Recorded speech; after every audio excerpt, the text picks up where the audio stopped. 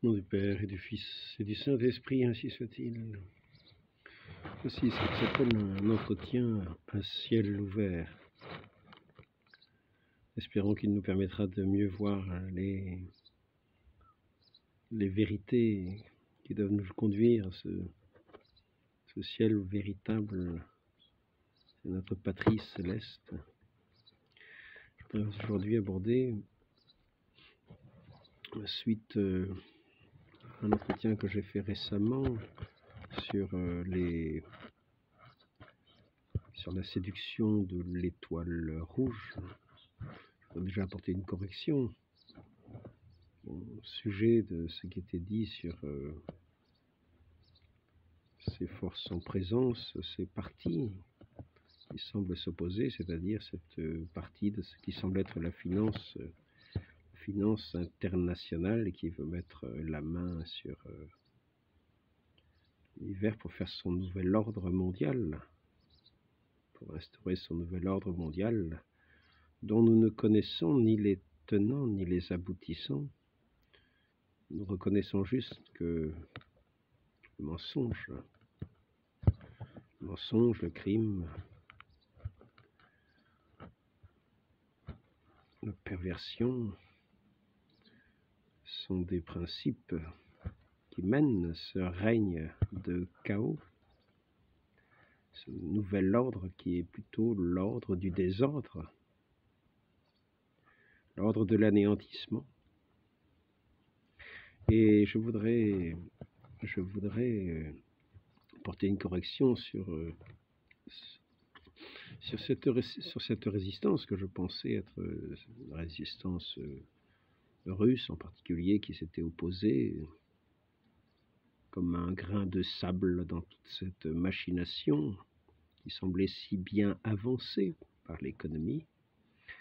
Ce grain de sable en Ukraine, nous avons vu cette opposition apparemment de la Russie à cette emprise universelle de ce nouvel ordre mondial. Et je disais dans cet entretien sur la séduction de cette étoile rouge, eh bien, il m'était apparu que, justement, peut-être le parti russe entretenait un deuxième camp qui n'était peut-être pas si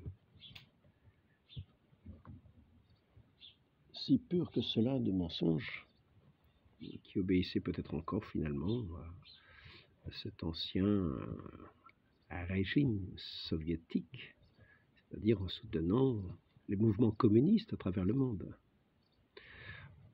Et je m'étais apparu tout à fait récemment qu'en soutenant le mensonge, en particulier sur la présence française lors de la colonisation, eh bien, tout un parti en Afrique, on appelle le parti africaniste, soutient que la France a pillé l'Afrique.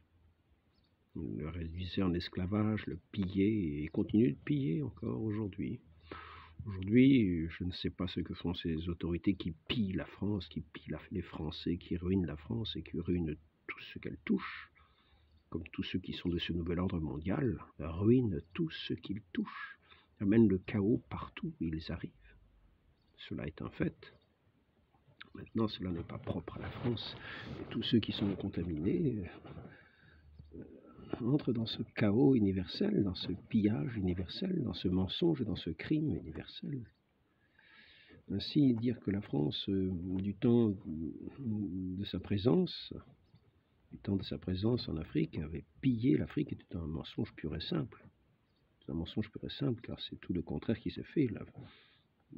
Il suffit de connaître, j'avais montré dans cet entretien, par quelques chiffres, que cela était entièrement un mensonge. Et je m'étais dit que, comme la Russie, où les autorités russes semblaient participer à ce mensonge, il se peut bien qu'ils étaient dans cette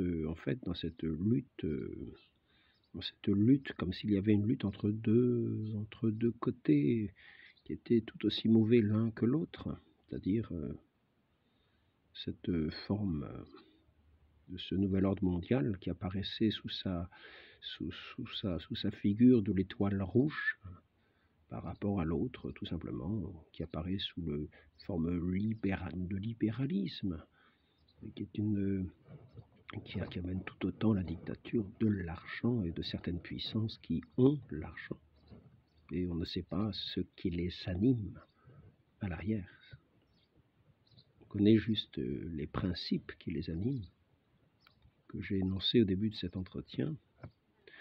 Et donc, il me semblait, mais peut-être à tort, car on peut supposer de la part d'autorités russes, peut-être une ignorance de cette histoire de la présence française en Afrique. Donc on pourrait peut-être leur accorder le crédit d'une certaine ignorance sur ce sujet. Par contre, une présomption à parler trop vite, en entrant dans un discours qui est répandu aujourd'hui si facilement par ceux qui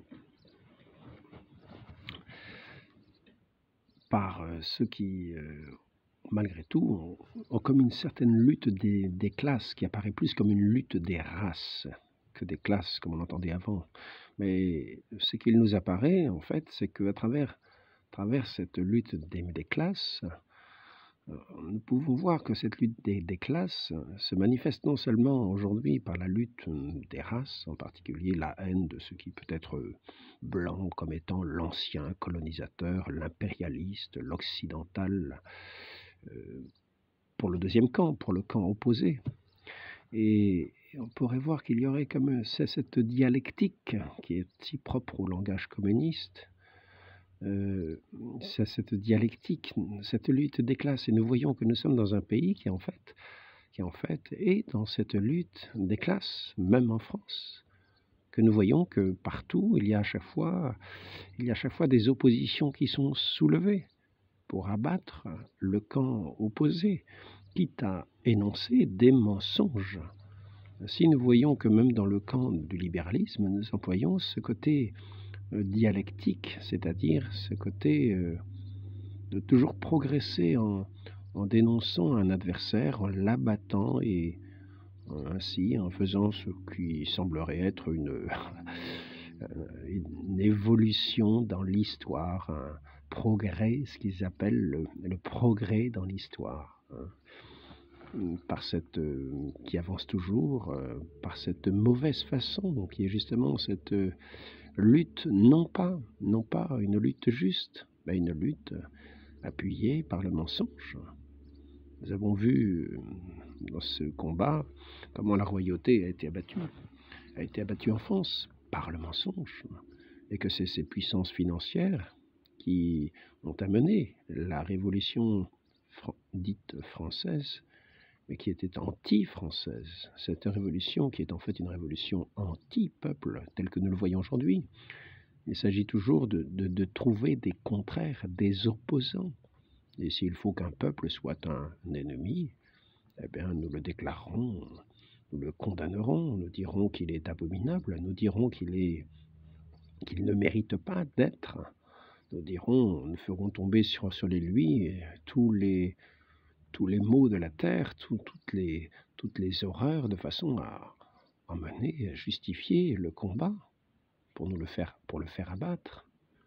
Nous voyons qu'il en est ainsi, et que ces forces qui veulent instaurer ce nouvel ordre avancent à coups de loi, de façon à trancher dans les populations et à mettre dans l'opposition à la légalité toutes les parties des populations qui seraient plutôt opposées à ces lois. Et ainsi, nous avançons toujours dans cette lutte des classes. Nous faisons naître une catégorie de personnes et nous prétendons que tout ce qui s'oppose à cette nouvelle catégorie de personnes, d'un genre nouveau, sont les ennemis, sont les opposants.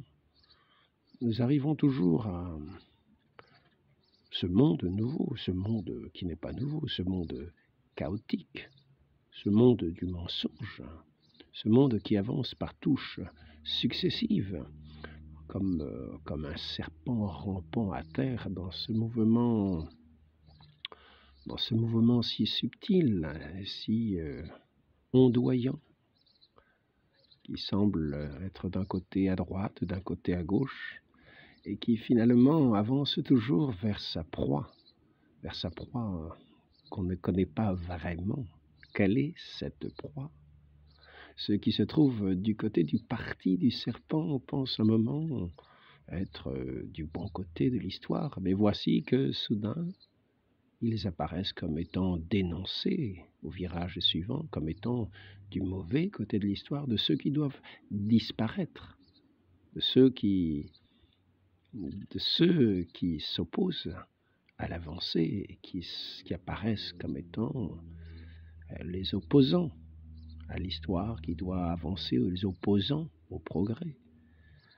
Ainsi, nous voyons ce mouvement dialectique qui est propre à l'idéologie communiste, qui est propre au mouvement pourrait-on dire, qui n'est pas sans rapport avec l'athéisme, puisque le communisme est un athéisme pratique. Et le communisme, si nous le définissons comme athéisme pratique, nous pouvons bien le définir aussi par ces mouvements que nous voyons, c'est ce que nous appelons aujourd'hui les lobbies. Les lobbies. Tous ces mouvements qui vont pour lutter d'une certaine manière dans une catégorie, et pour lutter à tous ceux qui s'opposent à ces catégories. Et combien de catégories voyons-nous lutter les unes contre les autres? C'est cette lutte des classes qui s'anime toujours, même dans les pays que nous appelons libéraux, les pays du libre marché, les pays de la liberté de circulation de l'argent. En fait, quand on a abattu tous les moyens de défense que certaines nations avaient de se défendre dans un commerce légitime, dans un commerce qui leur permettait de vivre, de se défendre, de survivre. Et cette défense qu'ils mettaient face à cet ordre mondial qui avance comme un rouleau compresseur était tout à fait justifiée. Mais cette défense apparaît comme étant anti-libérale. Et ainsi, nous voyons que ce communisme est finalement généralisé, comme une lutte des classes générale, une lutte.